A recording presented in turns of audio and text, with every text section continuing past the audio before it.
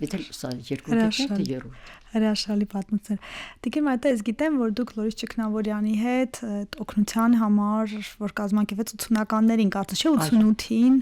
88-ը, չէ, 89-ի գարնանը, 89 թվականի մայիսի վերջը, հունիսի սկիզբը, 10 օր։ Կպատմեք այդ քայլերթի մասին։ Էս էլ իր գիրքը։ Ուրեմն ես ընդհանրապես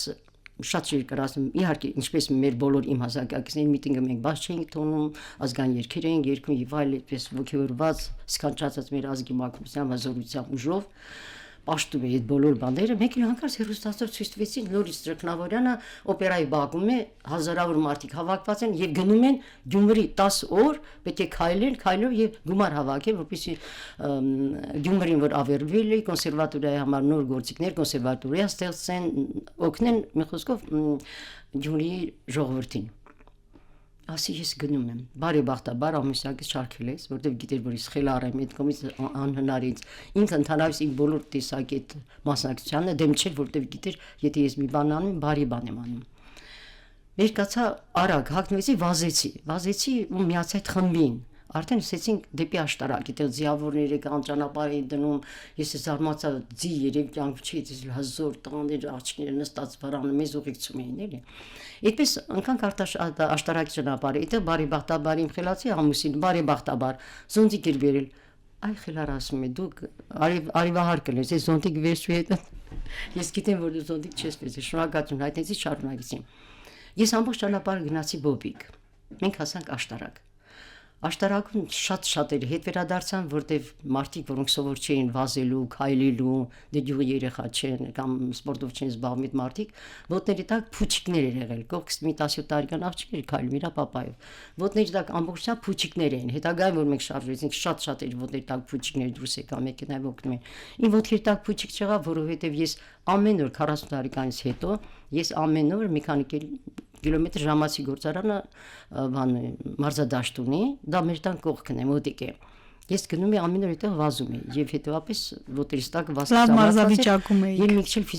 ֆիզիկայից էի լսել, որ սպիտակը վանում է ջերմությունը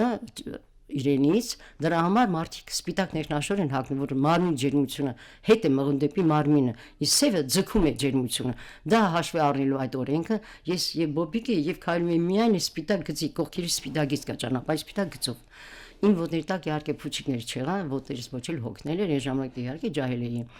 Եվ հասանք աշտարակ ճանապարհն իհարկե երբ որ փող մարդիկ տալիս էին, երկու հոգի կար, առանցին պարկ էին պահում իրաց մոտ, մի թև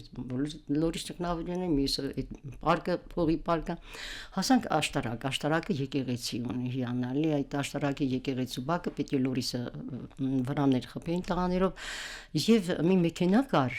մեքենայի մոտ այդ մարդիկ պարկը դրած հսկիչները գալիս են փող բերում են այդտեղ, հետո տղաները այդ փողը լսում են մի պարկի մեջ փակում էին, հատուկ ոստիկանական մեքենայով ուղարկում են Երևան։ Այդտեղ ուրեմն կար նաև մի մեքենա, որի մեջ մի տան շուտելու բաներ կար, որ ընդմիջում են ալի ճանապարհին։ Մեկ էլ ես ձեռքս վերցրեց, այսպես մի գիրք չէր, սրա կեսի նման, այսպես կեսի նման գիրք էր, ավելի հաստ, ձևավորված ոնց որ Մագաղաթյա Մատյան գիրք էր, վրան գրած էր գիրք, ու ես ասի, լավ, այսպես նստեմ, վրանները խփում են, ես նստեմ գիրք կարդամ, ես վերցրեցի այս գիրքը, որտեղ տղաներ կարծել որ նստեցի, որ ես բացեմ, տեսա ամբողջը փող է, մեծ գումարներ, դա հսկայական, երևի միլիոն կա դրա մեջ, ասի Աստվածի մասի, տեսնում ես հələ, երևի դպրոցի երեխաներ, ինչքան մարդիկ, ինչքան երեխաներ են, ես փող հավաքել, ես գիրք կազմել, բայց դու ով ես, դու Մարիետտան ես, դու ազնիվ մարդ ես, ինչ եմ դա ասում, ովքեր եկել են հոգնել են, հետ գնացին, ոչ մեկը չի ճանաչում, դու մենակ ես, ոչ մեկը ոչ ճանաչում է, ոչ տեսել է, ոչ էլ հասկան, որ այս գիրքը ասեք թե փողը։ Դու գտար։ Ես ընկավ իմ ձեռքը։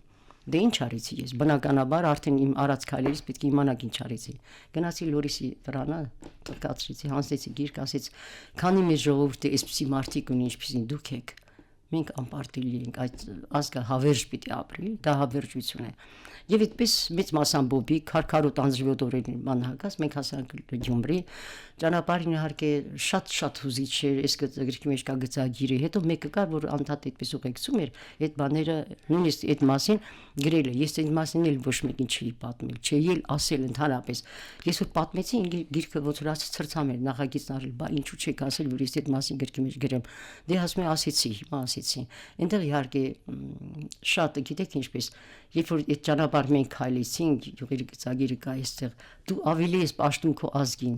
երջանիկ ես դու հայ ես, յուղերը գալիս են մեզ դիմավորելու, ոնց որ հարսանիք, այն փոքրիկ բալիկից մի տարեկան մինչև ծեր տատիկները, բոլոր ընտիր հագնված, լողացած, կարծես հարսանիք է, մի երջանկություն։